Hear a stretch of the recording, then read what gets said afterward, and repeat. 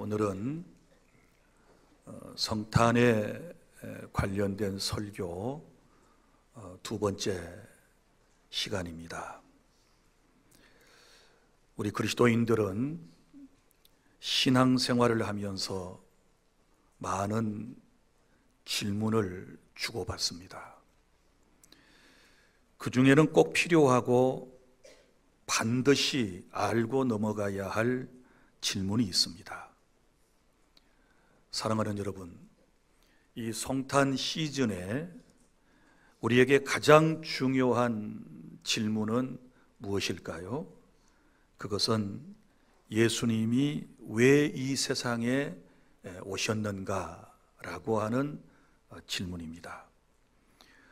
우리가 신앙생활을 하면서 이 질문에 대한 대답이 분명하지 않게 되면 우리의 신앙생활은 힘이 없고 아무런 의미가 없는 것입니다.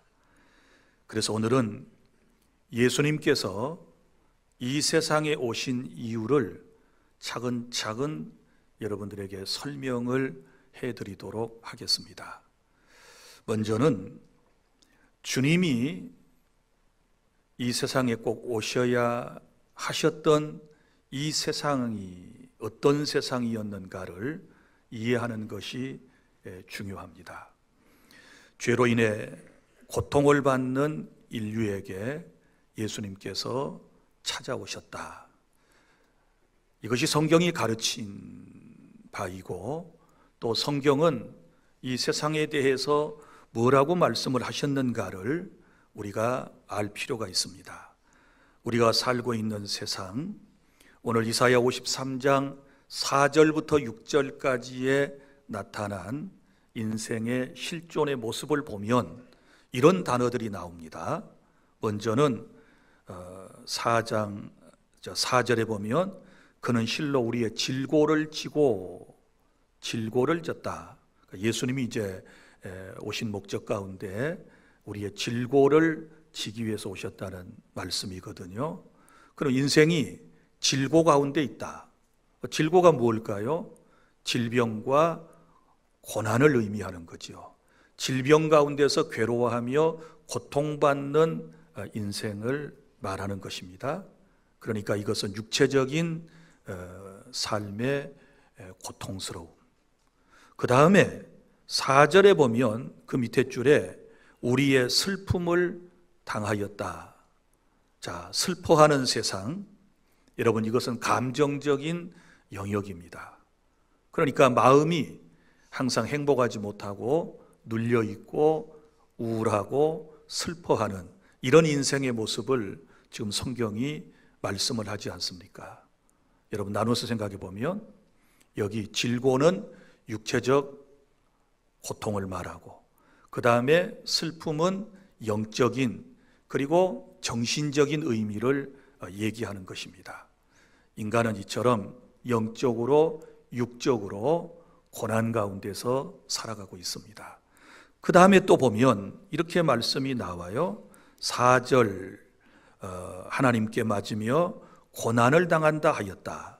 5절에 보면 그가 찔림은 우리의 허물 때문이요. 여기 허물이 나오고, 그 다음에 우리의 죄악 때문이라 죄악이 나오고, 6절에 보면 그릇 행하였다. 하나님의 말씀에서 벗어난 삶을 인간이 살고 있었다라고 하는 겁니다. 그러면 자, 여러분 보십시오. 인간이 왜 질병을 당하며 고통 가운데 살아갑니까? 왜 인간은 슬픔을 가지고 살아가고 외로움을 갖고 살아가고 상처를 안고 살아갑니까? 그리고 인간이 사는 세상은 왜 분열이 있고 가난이 있고 전쟁이 있고 이별이 있고 사별이 있고, 그러다가 결국은 병들어 인생이 죽는 것입니까?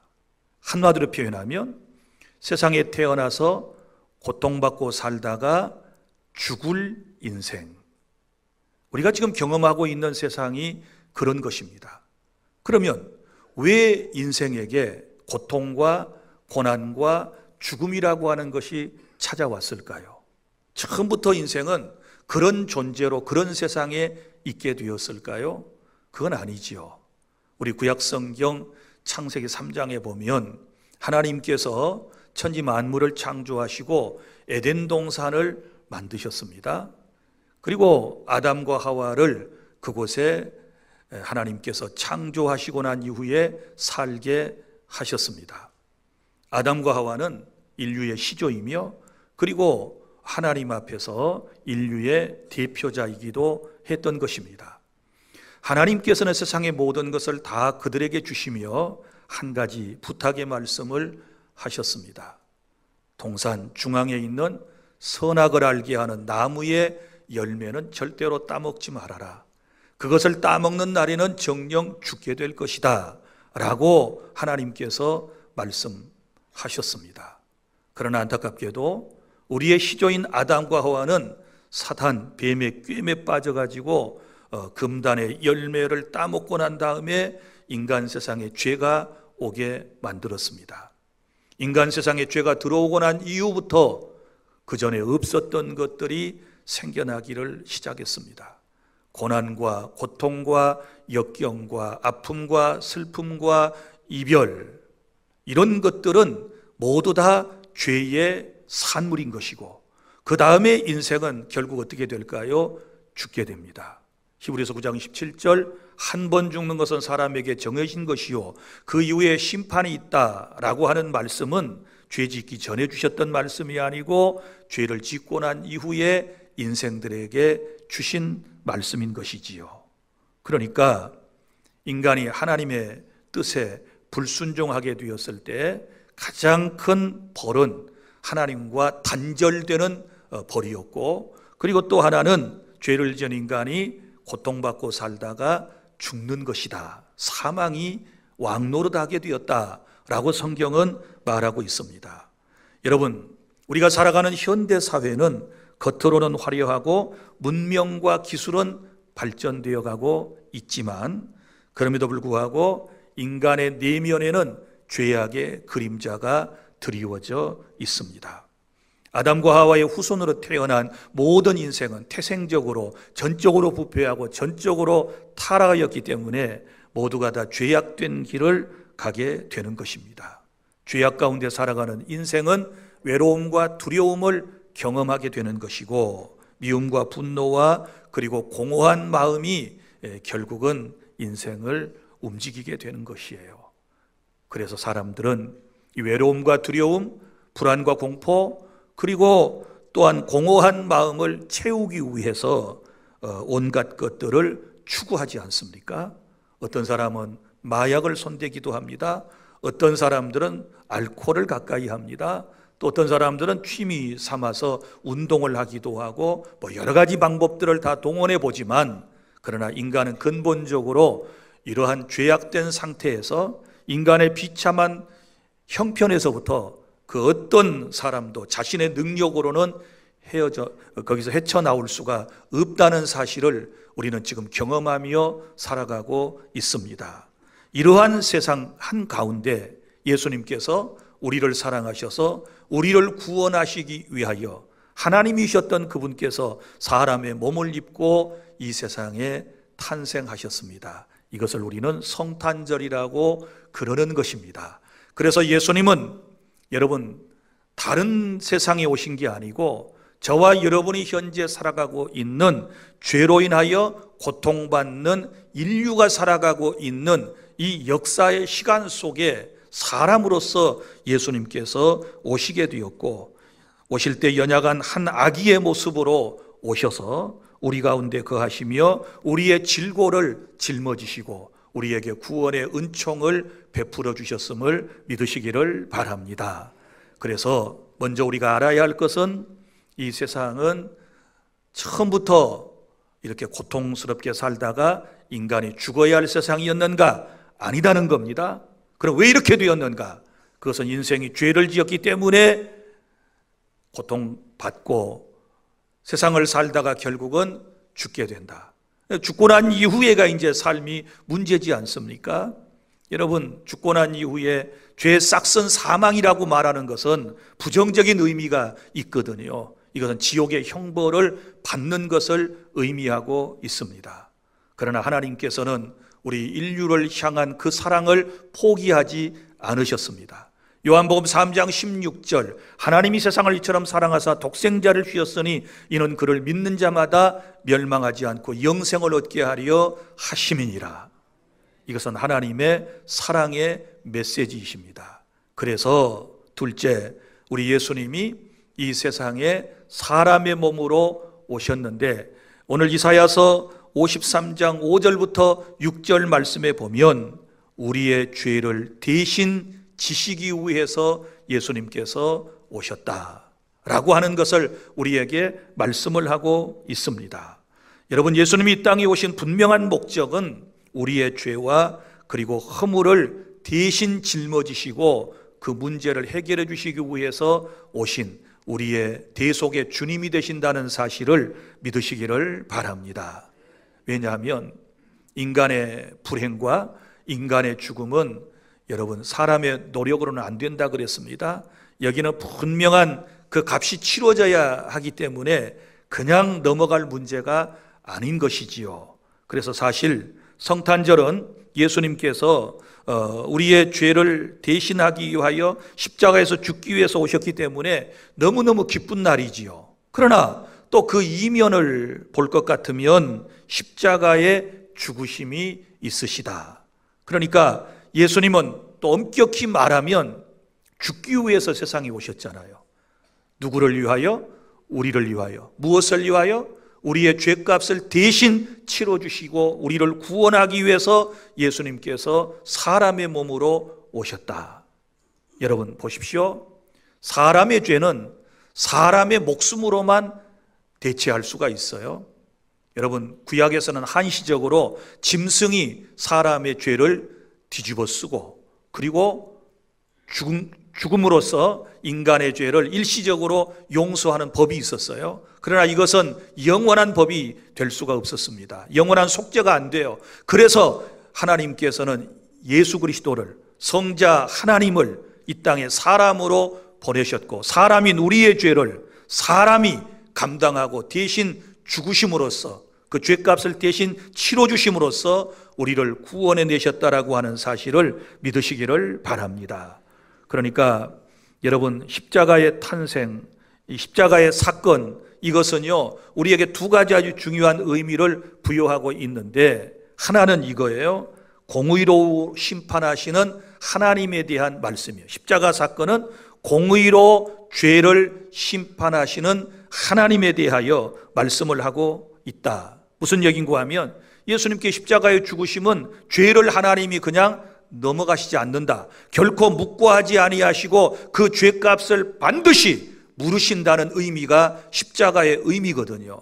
그래서 예수님이 십자가에서 우리 죄를 대신하여 죽으셔야 했던 것이고, 또 하나는 십자가의 의미는 어떤 의미가 있느냐 그러면 사랑의 의미가 있거든요. 십자가는 사랑이에요. 보세요. 여러분, 사랑으로 우리를 용서하시는 그 놀라운 은총을 십자가에서 우리가 깨닫게 되지 않습니까? 사랑의 하나님은 죄에 대한 심판을 우리에게 내리지 아니하시고 예수님에게 모든 것을 다 내리심으로써 우리의 죄를 용서하시고 그를 믿는 사람들에게 하나님의 자녀가 되는 권세를 주시고 천국 백성이 되게 하신 것은 사랑을 의미하는 거예요. 그래서 예수 십자가는 하나님의 공의와 그 다음에 하나님의 사랑을 동시에 우리에게 나타내 주시는 사건이었다라고 하는 것입니다. 그러니까 여러분, 예수님이 이 땅에 오셔서 채찍에 맞으시고 조롱당하시고 십자가에 못 박히시고 피를 쏟고 죽으신 이유는 바로 나의 죄 때문이라고 하는 사실을 믿으시기를 바랍니다. 내가 받아야 할 형벌을 주님이 대신 받으셨거든요. 그리고 그 사실을 믿는 저와 여러분에게 사죄의 은총을 베풀어 주셨고 영원한 자유를 하나님께서 우리에게 허락해 주셨음을 믿습니다. 그래서 예수님이 왜 이 땅에 오셨는가? 우리의 죄를 대신 지시고 십자가에 죽기 위해서 오셨다. 그러므로 성탄은 최고로 우리에게 기쁜 날이지만 또 한편으로 생각해 보면 눈물겨울 날이잖아요. 죽기 위해서 오셨다고요. 여러분, 세상에 다 살기 위해서 탄생하셨는데, 태어났는데 인생은 죽기 위해서 예수님은 오셨다. 이것이 성경의 진리이고 주님이 우리에게 가르쳐 주신 말씀인 것입니다. 그 다음에 세 번째는 우리를 죄에서 구원하신 이후에 천국에서 영원히 함께 사시기 위하여 예수님이 이 세상에 오신 줄 믿으시기를 바랍니다. 오늘 마태복음 1장 21절에 아들을 낳으리니 이름을 예수라 하라. 이는 그가 자기 백성을 그들의 죄에서부터 구원할 자이심이라. 예수님의 탄생에 대한 설명입니다. 자, 예수님이 오신 목적 이렇게 말씀을 합니다. 자, 하나님께서는 천국 백성, 선택된 백성을 구원하기 위해서 이 세상에 오셨다. 자기 백성을 구원하기 위해서 오셨다. 그러면 세상에 수많은 사람들이 살고 있는데 하나님의 백성은 누구라고 생각하십니까? 우리는 잘 몰라요. 하나님의 백성, 구원받을 백성은 하나님이 창세전에 선택하셨지만 우리는 몰라요. 누구만 아는 영역이에요? 하나님께서만 알고 계시는 거예요. 그러나 우리는 하나님의 말씀을 통하여 확신할 수는 있어요. 사도행전 13장 48절, 사도들이 복음을 전하게 되었을 때 영생을 주시기로 작정된 자는 다 믿더라. 할렐루야. 영생을 주시기로 작정된 자는 다 예수를 구주로 믿더라. 그래서 우리가 지금 예수님을 믿는 사람이 누구일까요? 이런 사람들은 창세전에 하나님의 백성으로 예정되고 선택받은 사람이 결국은 예수 그리스도를 구주로 고백하고 구원의 길에 서게 되는 줄로 믿으시기를 바랍니다.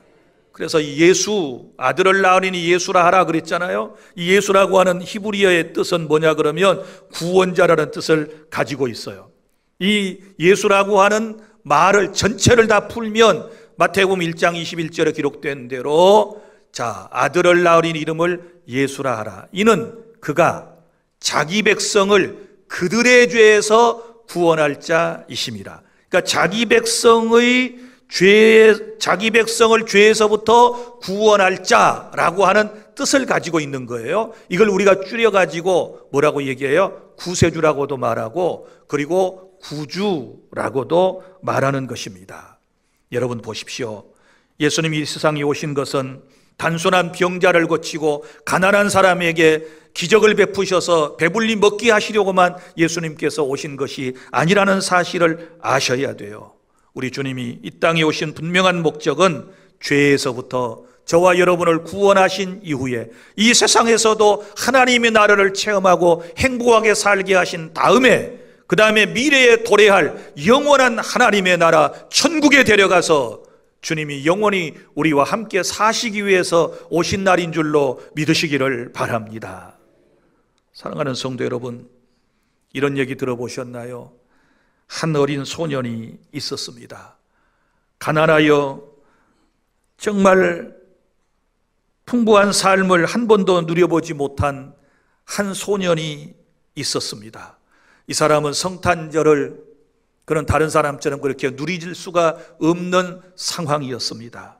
연의회의 성탄절 교회에 가서 예배하는 중에 주일학교 선생님이 이런 질문을 했습니다. 어린이 여러분, 예수님은 왜 오셨나요?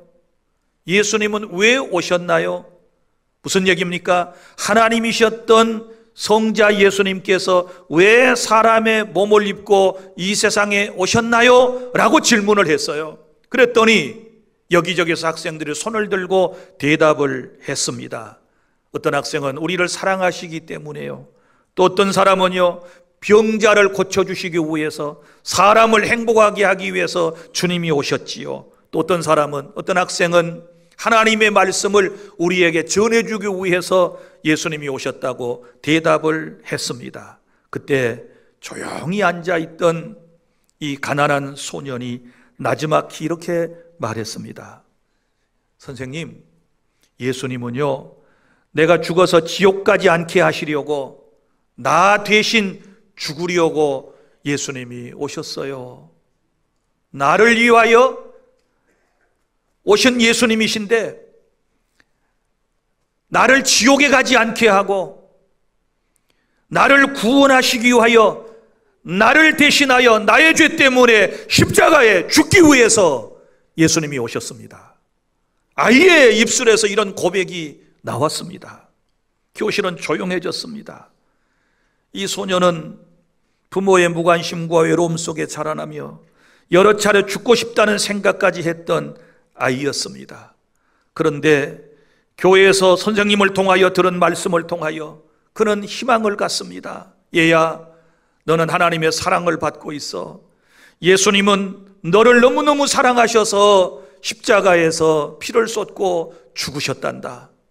너는 사랑받는 사람이야. 생각해봐. 예수님이 얼마나 너를 사랑하셨으면 죽기까지 사랑하셨겠니? 너는 사랑받는 아이야.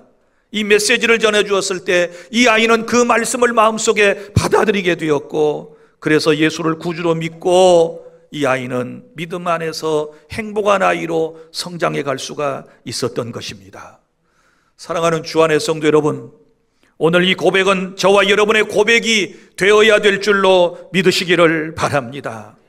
예수님이 나를 사랑하셨기 때문에 오신 건 맞습니다. 그러나 그 한 가지만 가지고 우리가 생각해서는 안 돼요.